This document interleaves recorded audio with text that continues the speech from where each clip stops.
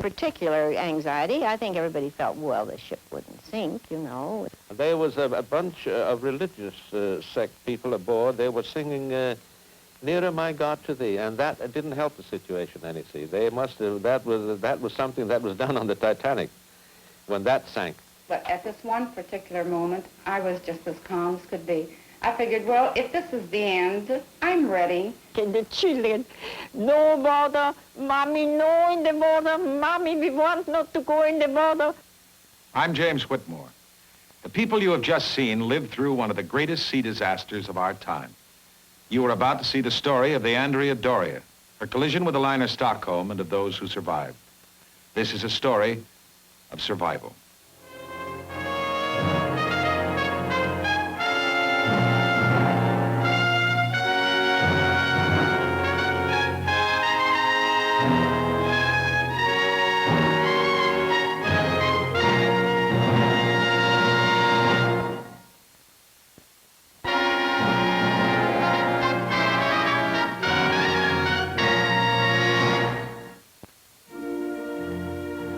June 1951. In the Ansaldo shipyards near Genoa, Italy, a great new luxury liner is nearing completion. Designed to be Italy's first post-war bid for a share in the valuable transatlantic passenger traffic, she is almost 700 feet long and will have a cruising speed of 23 knots, placing her among the largest and fastest of the world's liners. After more than 2 years on the way, she is finally ready to take to the water. A nation shattered by war focuses its attention on this great ship, a ship which will carry to the faraway ports of the world the flag of a people now stirring in a new renaissance. As Archbishop Siri of Genoa gives her a blessing, Signora de Gasperi, wife of Italy's premier, christens her Andria Doria.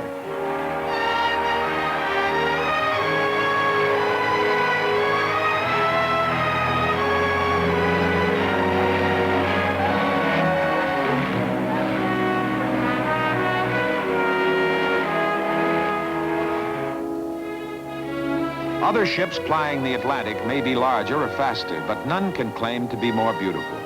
In her murals are reflected the painting and sculpture of the great Italian masters. Dominating the first-class lounge is a bronze statue of her distinguished namesake, Andrea Doria, a famed 16th century admiral and soldier of fortune.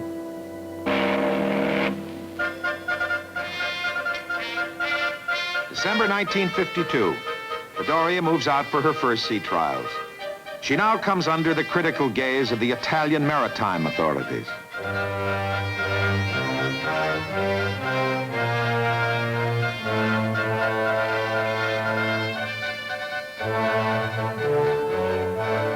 The hull is divided into 11 watertight compartments. Any two can flood without endangering the ship.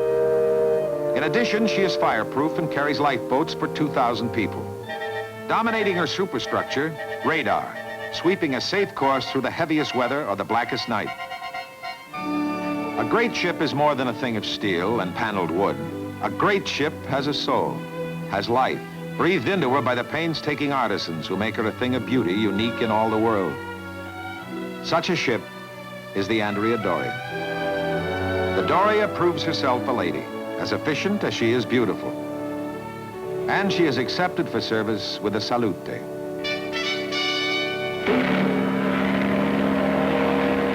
January 25th, 1953, the Andrea Doria, shrouded in fog, enters New York Harbor at the end of her maiden crossing. The traditional escort of tugs and fireboats gives the queen of the Italian merchant fleet a royal welcome. Blasé New Yorkers take her to heart. More than 20,000 of them will line the pier during this first visit. In command, Captain Piero Calamai, member of a distinguished seafaring family, himself a veteran of 37 years at sea. I was very happy to be back in New York. And hello, New York, eh?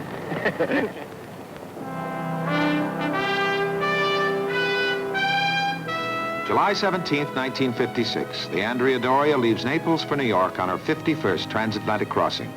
The weather's clear, and to her 1,134 passengers, it looks like the beginning of a 9-day holiday.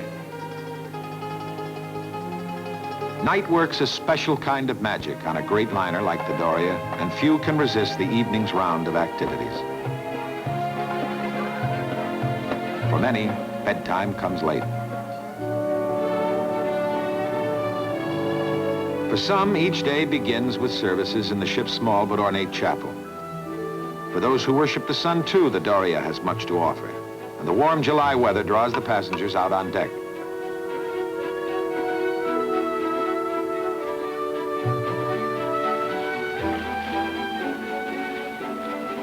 As the Italian Lines brochure says, she must be a whole way of life for her passengers. She must provide them with an experience that will somehow be different and better than a comparable experience they could have anywhere else. It must be one they will never forget, as long as they live.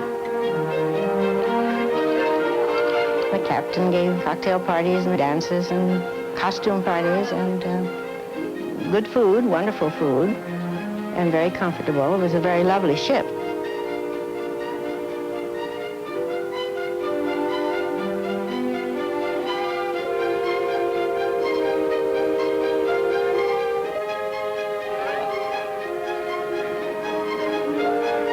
For 8 days, the graceful ship has entertained her guests with parties and games, dining and dancing. Now, July 25th, the last day before reaching New York, the pace changes. It's a time to rest and relax, a time to come to grips with the idea that the holiday is almost over. For some, the end of the voyage means coming home. For others, it means that their dream of life in the new world is about to come true. Shortly before noon on this same day, 2 other ships are just beginning voyages. Leading the way out into New York Harbor for the crossing to Europe is the seasoned veteran of the French line, the 30-year-old Ile de France. Following close behind, the Swedish liner Stockholm. The Stockholm is smaller and slower than many of her competitors in the Atlantic trade, but she is a sturdy ship. Her yacht-like bow is heavily reinforced to withstand the ice of the North Atlantic, and her popularity is ensured by the warm friendliness and excellent service of her Scandinavian crew.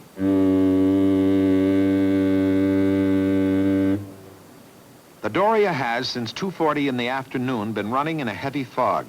Although the ship's speed has been cut only slightly, Captain Calamai has ordered the usual precautions taken. The liner's watertight doors have been closed, and her foghorn, which can be heard for 4 miles, sounds a blast every 100 seconds.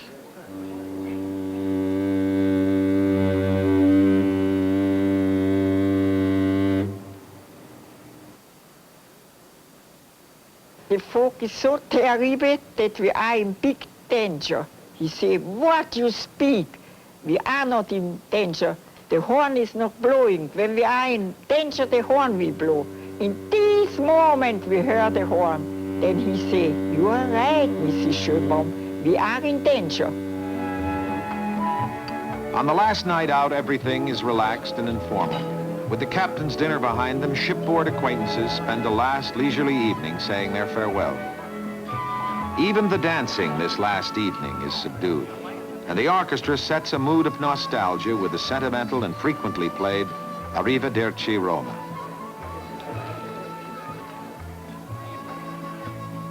At 10:40, the Andrea Doria's radar picks up a blip. Since the Doria has passed the Nantucket lightship 20 minutes earlier, this one is identified as a moving ship. It is 17 miles away.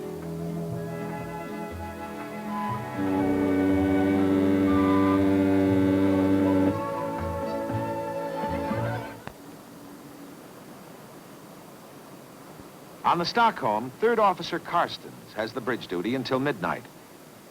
Running at her top speed of 18 knots, the Stockholm is in clear weather, although fog has been reported out beyond the Nantucket lightship, still 22 miles ahead. At 10:48, the Stockholm's radar picks up a blip. It is identified as an approaching ship, and its position is fixed at 12 miles and slightly to the right. At 11 o'clock, the radar puts it at 6 miles. By 11:03, 4 miles and closing fast.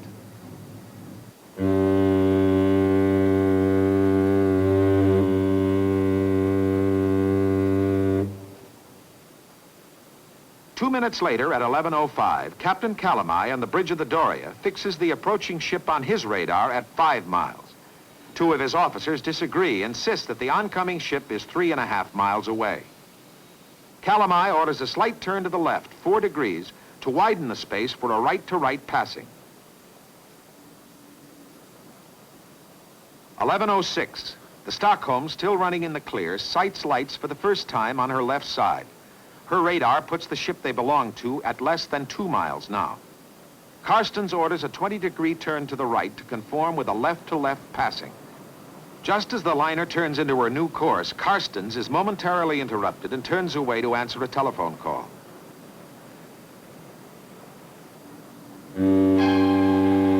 Minutes later, the officers of the Doria are horrified to see an oncoming ship loom up through a break in the fog. Captain Calamai orders all left and sounds 2 sharp blasts on his whistle. The warning signal for an emergency left turn, but the speeding ship skids ahead a half mile before starting to react. On the Stockholm, Carstens returns from his telephone call. Ahead of him, like a nightmare vision, the lights of the ship he had seen to port appear to have swung all the way around. In desperation, the Swedish officer orders a hard turn to the right and full speed astern, but the fatal course is set.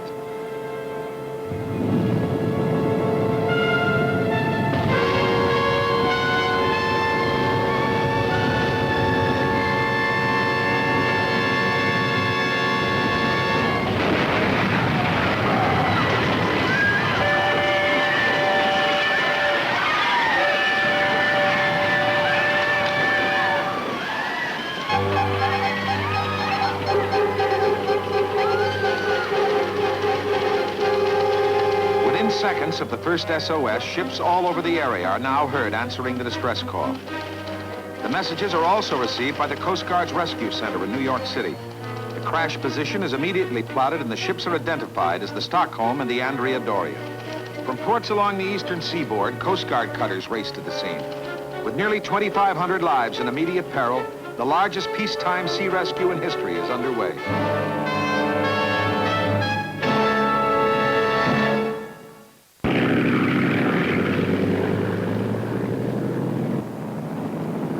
This is John Coleman speaking from the plane Miss Daily News. We're en route to cover the collision between the Italian liner Andrea Doria and the Swedish ship Stockholm, which occurred last night some 45 miles southeast of Nantucket. As we circle, certainly is a sorry sight, a very sad sight indeed, to see the pride of the Italian fleet, the luxury liner, the 29,000-ton Andrea Doria, wallowing here in the Atlantic Ocean. Only minutes after the collision, it was apparent that the listing Andrea Doria was in serious danger of sinking. Her list was so severe that none of her portside lifeboats could be launched.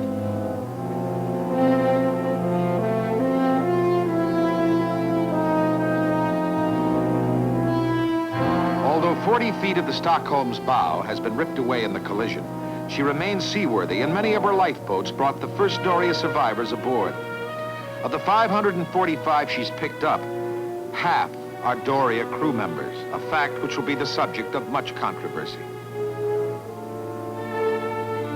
With the assistance of other ships which raced to the scene, among them the Cape Ann, the Ile de France, the private William H. Thomas, and the Robert E. Hopkins, all known survivors have been removed from the ship during the night.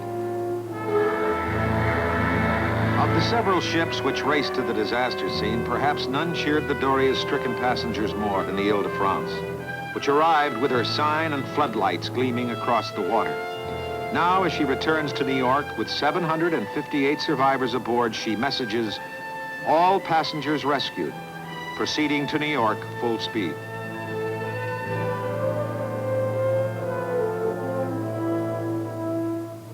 Since 5:30 in the morning, when Captain Calamai reluctantly became the last man to leave the Doria, she has drifted alone in the water. Now Captain Calamai and a few of his crew wait anxiously in a nearby lifeboat for tugs to arrive.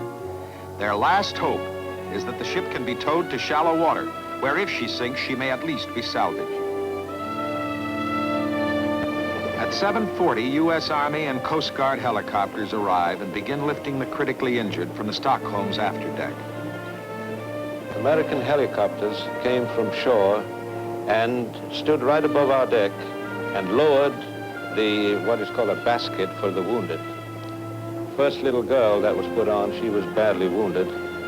Then there were 3 helicopters altogether picking up wounded from the deck. And it was a wonderful sight to see what Uncle Sam will do in case of tragedy. Among the 5 they pick up, one is a little girl with severe brain damage, suffered when her father dropped her into a lifeboat. She will later die in a Boston hospital, only hours after her distraught parents managed to find her again.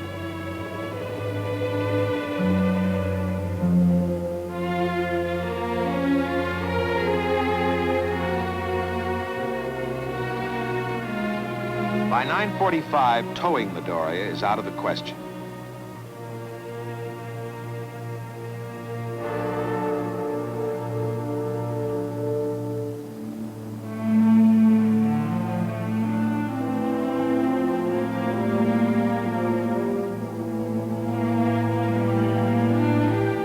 About 10:30 or 11 o'clock, she did her last death dive. And all the crew from the Andrea Doria were watching this from the deck of the Stockholm, tears in their eyes. It was a dramatic thing. Something you will never forget. They loved their Andrea Doria. At 10:09, her bow slips beneath the water, and the ship many called the most beautiful in the world plunges to her death at the bottom of the Atlantic.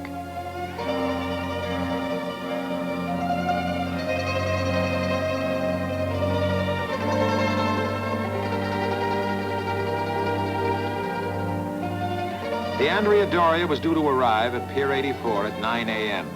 For many, a long vigil is about to begin.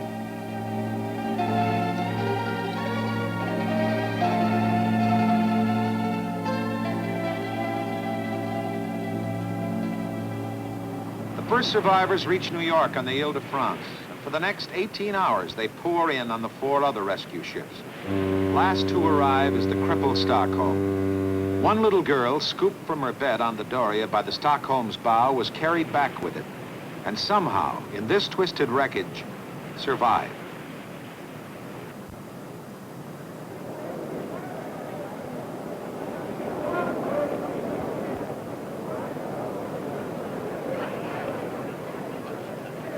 Many are reported missing. And now, as the Stockholm brings in the last of the survivors, everyone waiting here knows that unless their loved ones are in this group, they won't be coming back. Among the anxious crowd on the pier is film actress Ruth Roman. Rescued earlier by the Ile de France and separated in the confusion from her little boy, she has had no word of it.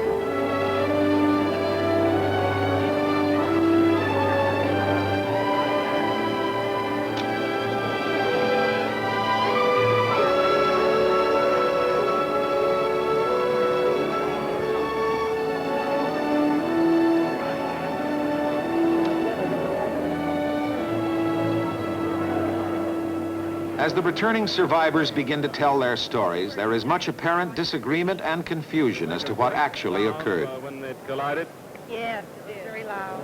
did they immediately give the danger signal? What happened right after the collision? Panic.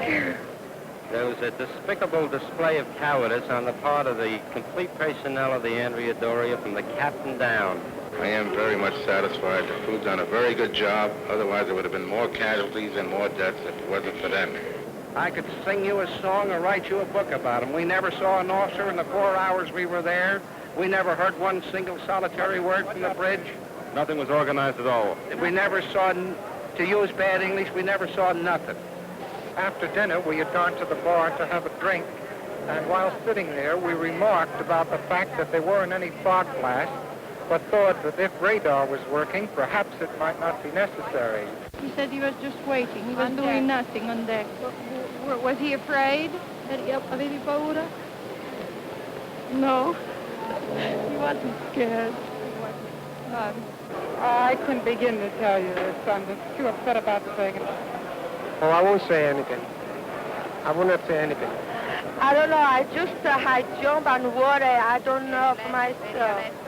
I am British, but I come from Malta, the island of Malta, and I married Professor Pick on the 18th of April, and I had all my belongings. I was a happy bride, ready to set up my home with all my belongings. I had beautiful clothes, beautiful family jewelry, beautiful silver. I am destitute. I'm in this, and I've got nothing else, not even a handbag. I've lost all my documents and everything. I've got my husband, that's all. I hope America will welcome me and help me. That's all I can think, because physically and morally I'm wrecked. Good luck, madam. No, I see my baby in the water. I jump on the ship. I take it off all. I jump on the ship. I go take my baby in the water 2 times. Take my baby in the water. I swim. All I go on a boat. We was just going to bed, and I had my pajamas on, and the crash came. When it knocked me down, I got my pair of pants, and I said, Mother, come on, let's go. The crew of the Andrea Doria couldn't even help on the Stockholm until a few of us women got clearing the dishes and helped wiping dishes in the kitchen. We sort of embarrassed them, and after this, they buckled down and helped out. This little fella said that, don't worry, Pop, I can swim.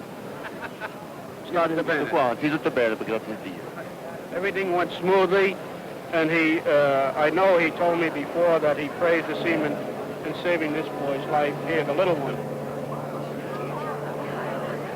Finally, the 2 captains meet the reporters. Nordenson of the Stockholm, with some help from his company's lawyers, is first. Just after the collision, did you check your radar, sir? No. Well, Captain, you know whether it was operating? Right, gentlemen, no, I can't answer that. The type I've asked you to stay away from. Yeah. I don't think you ought to ask questions which relate to those matters. Captain, what in your opinion was the cause of this accident? Now wait a minute, gentlemen, don't go into conclusions of the Andrea Doria's conduct or whatever. No, gentlemen, this is not the maritime hearing. We have been helped with brilliance by the United States Army, Navy, and Coast Guard ships by the Ile de France, the Stockholm, and the Cape Ann. The successful rescue was made possible because of the discipline and calm of the passenger and the sense of duty of my officer and crew. Captain Calamai summed up his loss in one bitter sentence. When I was a boy, and all my life, I loved the sea. Now I hate it.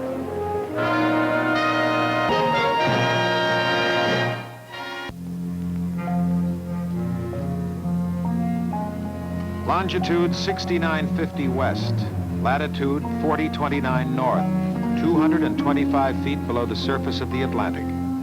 This is the final resting place of the Andrea Doria. Of the 1,706 passengers and crew of the Andrea Doria, 46 died, most of them killed in the collision itself. In addition, 5 of the Stockholm's crewmen lost their lives. With the Doria's logbooks at the bottom of the ocean and with the contradictory testimony given by the officers of both ships, much of the investigation which followed the accident was inconclusive. Whether it was caused by faulty radar or the misinterpretation of it was never established. The case never went to court. The Andrea Doria, a thing of beauty, unique in all the world, and lost to the world forever.